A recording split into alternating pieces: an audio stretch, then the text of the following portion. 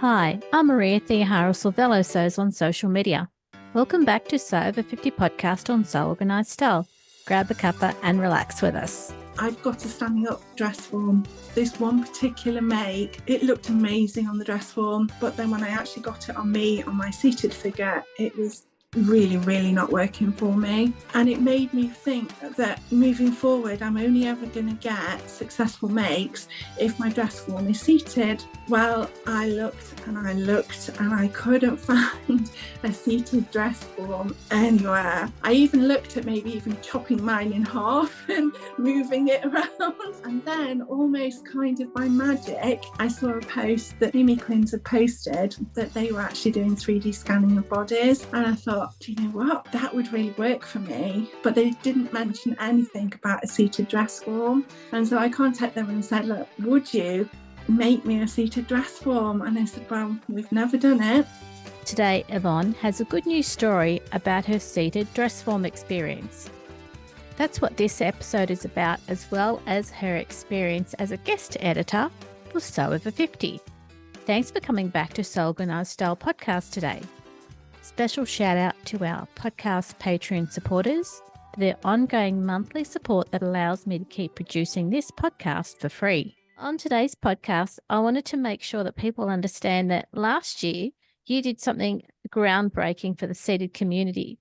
Would you like to talk to us about this? Yeah, it kind of came about organically. I had made a dress that really didn't work for me being seated in my chair, and I found it very upsetting. And I realised that the way I had been sewing and had managed quite okay up to that point, I've got a standing up dress form. This one particular make, it looked amazing on the dress form, but then when I actually got it on me, on my seated figure, it was really not working for me. And it made me think that moving forward, I'm only ever going to get successful makes if my dress form is seated. Well, I looked and I couldn't find a seated dress form anywhere. I even looked at maybe even chopping mine in half and moving it around. And then almost kind of by magic, I saw a post that Mimi Quins had posted that they were actually doing 3D scanning of bodies. And I thought, do you know what? That would really work for me. But they didn't mention anything about a seated dress form. And so I contacted them and said, look, would you make me a seated dress form? And they said, well, we've never done it. We don't really see any reason why we couldn't, but we can't promise that we're going to be able to. You know, we're willing to try, but really we just don't know whether it's going to work. Fortunately, I'd got a holiday coming up and it was very close to where they're based, so we managed to tie the two in. I went and had a wonderful day with them. We did a scanning session, and pretty soon after they started scanning, they said, yeah, you know, we think this is going to work. Oh, do you know, it was the best. I am totally excited about getting this mannequin because the difference it's going to make. I will know instantly when I'm putting fabric on my dress form that is going to work for me in my wheelchair. And they're making me a dress form that I can actually put in my chair. So quite often I sew in the chair that I'm in at the moment, which is a swivel chair, which means that I can actually put the dress form in whatever I'm making in my chair. So I can see instantly how it's going to look in my chair. So that is just the best thing ever. So I've got it on a stand so I can work on it when I'm doing blouses, but when I actually want to see how it's going to look, I can plonk it in the chair and I will know instantly. So it'll stop all of that, something not being successful. I won't be wasting fabric and I won't be wasting my time and my effort or getting myself upset because the make hasn't worked. So for me, it's just the best thing. And then I realised, well, if it's such a big thing to me, is going to be a big thing to everybody else. And now Mimi Quins are going to provide seated mannequins, and I think there's a real need for it out there. And I said I haven't found another company anywhere that was actually offering seated mannequins. So how did you find Mimi Quinn? I just saw a post on Instagram. Someone had just had their 3D scanning session. I can't even remember who it was or whether it was actually a Mimi Quins post, because I hadn't really, I mean, it's only quite recently that they've actually started making doing their 3D scanning. I couldn't find up till that point anybody who did 3D scanning in the UK. I know they do it in the States, but I just couldn't find anybody in the UK that was doing that. And certainly nobody that was doing a seated version. So it's just kind of, I think the planets have aligned. Yeah. We've kind of found each other at the right time. It was just, I was looking for it and they were just starting out doing it. So for them to be able to do it and then be able to offer it to other people as well, it's a really big thing, and we can't wait for mine to arrive. Can you just describe what it is you will be receiving? It's going to look exactly like a normal dress form, except it's going to be sat down. It will come on a stand, but the stand can be removed so that I can plonk her on the table to work on, or I can put her in my wheelchair, wherever I want her, really, whatever's easiest for me. They're really quite lightweight, so it does make it easier for me manoeuvring her around. That was another important thing for me. I didn't want anything that was too heavy. So yeah, she's going to look exactly like a normal mannequin. The thing we've had an issue with, well, not an issue, but we've had to really work on, is when I'm in my chair, my thighs are actually compressed a little bit. I'm not just sat in a wide chair. My chair does actually hold me in. And so they've had to work on the dress form to make sure that the dress form fits in my wheelchair. So my thighs are slightly on the dress form smaller than they are in real life. But that's so that I can make sure I can fit her in the wheelchair. And I know exactly how much. It's only like a couple of centimetres off each thigh, but then I know exactly what has been taken off so that I can put that back on if I'm making trousers, for instance. So yeah, it looks just like a normal dress form. It's cut off sort of just above the knee, but it means that I've got the shoulders, the bust and the tummy and the hips. And it's generally the hips that we have a problem with. And I can actually see instantly how it's going to look on me. It's amazing. I was just thinking, on a store-bought mannequin, you can pin fabric onto the mannequin. Will you be able to do that too? Yeah, yes, you can pin and you can iron as well. It's like the mannequin of dreams. It is really, really robust. So I will be able to drape on it. I will be able to properly pat. I mean, I tissue fit. That's how I fit initially before we sort out the fabric. So I'll be able to tissue fit straight onto the mannequin, make sure everything's right, then do the fabric. So it's just going to be, I can't tell you how much of a difference it's going to make, how much easier it's going to make everything for me. I can already feel how it's going to make a big difference to your sewing journey. Yeah. From an energy perspective, the satisfaction of make, the whole process is going to be transformed by the mannequin. So I can't wait to get it, and then I can't wait to start showing people just how easy it is for me now to sew compared to how it was before. Mimiquin has covered off on making sure that it's something that reflects what your body shape is when you're in your chair, that you can use it so that you can pin the way you would normally drape fabric onto a mannequin. And also it's going to be lightweight so that you can move it from the chair to the table in your sewing room. It's really well thought out. I'd given a lot of thought to what it was I actually needed. My biggest thing was, where are they going to put the pole? Because it's so easy when you're stood up.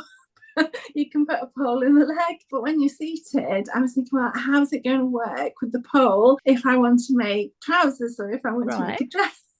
And how is this actually going to work? And then we realised that the mannequin would have to move off the pole so that maybe I could put it on a table or put it in the chair. And that's how that came about. So I'd already thought about that a lot before I got to see them. And we had quite a laugh about where the pole was going to go.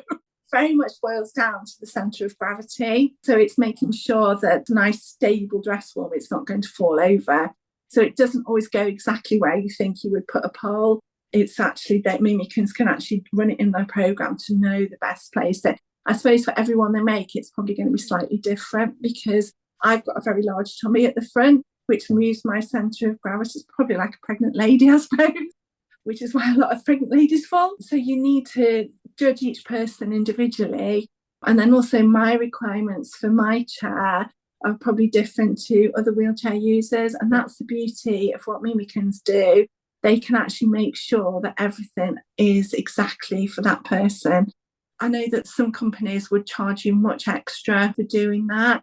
Mimi Quins don't, which is lovely because they don't make you feel as if you're different to anybody else. It's just all very much tailored for you, but in a really positive way. From the way you're describing your experience, it's been really positive, really, really positive. Yeah. Yeah. They are such lovely people and they are so accommodating, and we had so much fun. And they're just so upfront that they won't tell you they can do something if they can't, and they make it very clear, what the realms of possibility are and what is actually realistic and what isn't. And I love that about them. They didn't give me the hard sell and say, yeah, come on down, of course we can do that for you.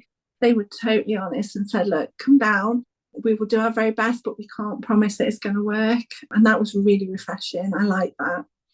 They sound like a nice company to work with when you want that mimicking to be a reflection of who you are right now. Yeah, I think as a sewer, to actually have a dress form that represents your shape, you can never get, I've padded my, if you can see what I've done to my dress form to try and make it look like me, you go to such extremes, padding it out, and you can never get it exactly to be you. Whereas when you're 3D scanned, that is what you get. And it's quite sobering when those scans come through to actually see what you really look like. But that is what you want. You want a complete representation of your body. You want it to be you, so that when you're actually making garments, you know that you're getting that, because people have to make adjustments for sway back, for full bust. Well, if you've got a dress form that is exactly you, that makes it so much easier. And again, you're not going to have to go through the process of like ripping your clothes off all the time to make sure that it fits, because you just do it on your mannequin. And that for anybody has got to be time saving. So I don't think it is just for disabled people. I think the whole concept is incredible. Sounds really great. Very positive, and you get something that you can use straight away. Yeah. That's great. Now that you've been on Instagram for a while and we've discovered you, how did you discover the Sober 50 community? I'll be honest, I just kept seeing it pop up on posts all the time. And I was like, what is this Sober 50? Why is everybody doing this? So I did a bit of research, and then I thought, yeah, that's a really, really good idea, because I think in a way, older people generally are very similar to disabled people in that you do tend to become invisible. And I think it's really important to show people that you are still valued, you are still out there. And you do want people to actually notice what you're doing. You have still got a contribution. And so I think it's really, really important that that hashtag is there and that community is there. And it also acts as a support network in a way. It means that you've got other people that are over 50 that can actually, show you what they're doing, and it's inspiring. I think it's a wonderful thing to be part of. And by the time this podcast goes out, you will have done your first guest post, the Sober 50. What was that like to create? That was so exciting. It was a wonderful opportunity, and it felt really good to actually be contributing to the Sober 50 community. It's a post that's really something I feel passionate about, so that was lovely as well to be able to merge the two things together. So yeah, it was very exciting for me. More people will get to see you and what it is that you're passionate about, because, there's so many people on the account. And it'll be on the grid as well. So it's not just a story, it's on the grid for Sober 50.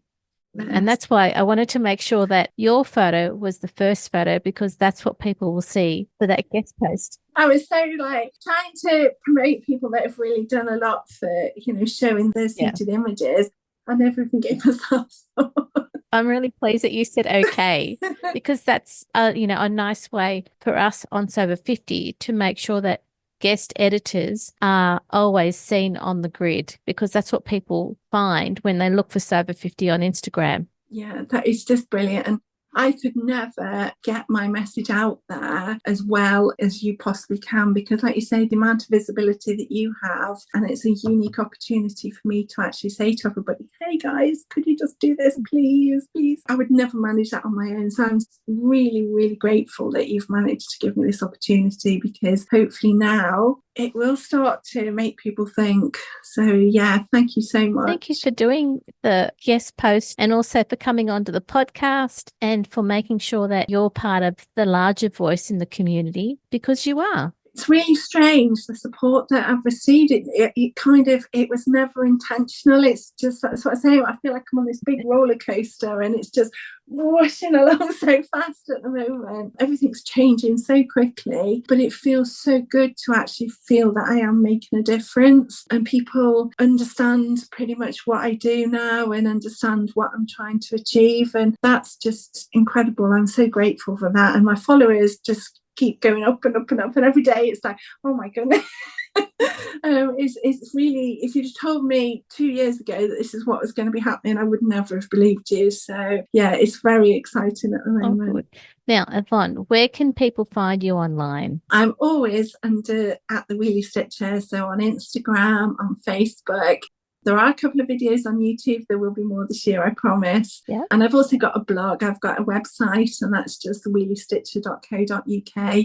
And I try and put everything that you see on that blog. And there's also sort of a bit more explanation about things. If you want to listen to me waffle a bit more, then go to the blog, because there's always far more on the blog than there is on the actual socials. And we can always find you on the Minerva site as brand ambassador. Yes, on the Minerva site as well. You'll find there are things on Minerva that you may not see that are on the socials as well. So it's always worth actually checking out the Minerva site, because you will find extra content on there that isn't necessarily on the socials. Was there anything else that you wanted to cover that we haven't covered? I've got things this year that I want to cover. One of the things I want to talk about is equipment and how to make sewing actually easier and show people how I sew. So that's something that I will be doing quite shortly, talking about different methods making things easier when you're sewing. A lot of people ask me, how do you sew if your legs don't work very well?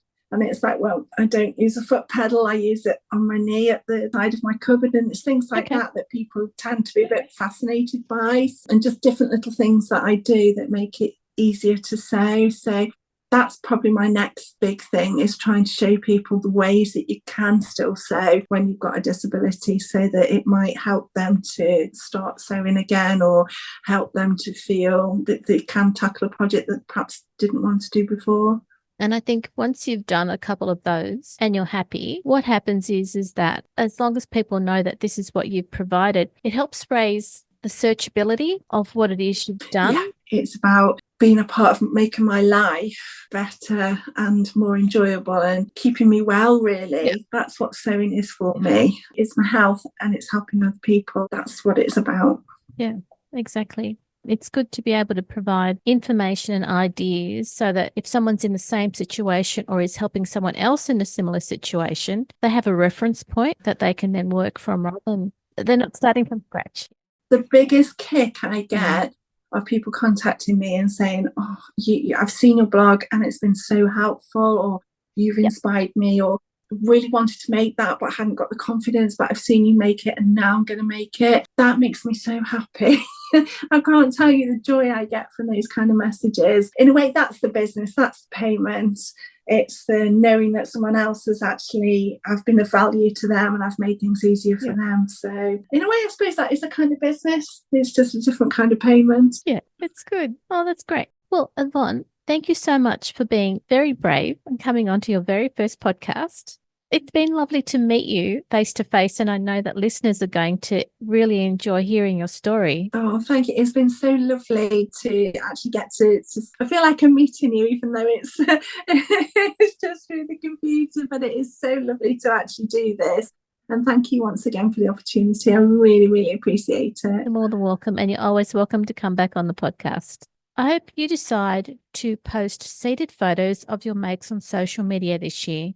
Seated photos are really helpful for people who want to make clothes that look good on them when they're seated.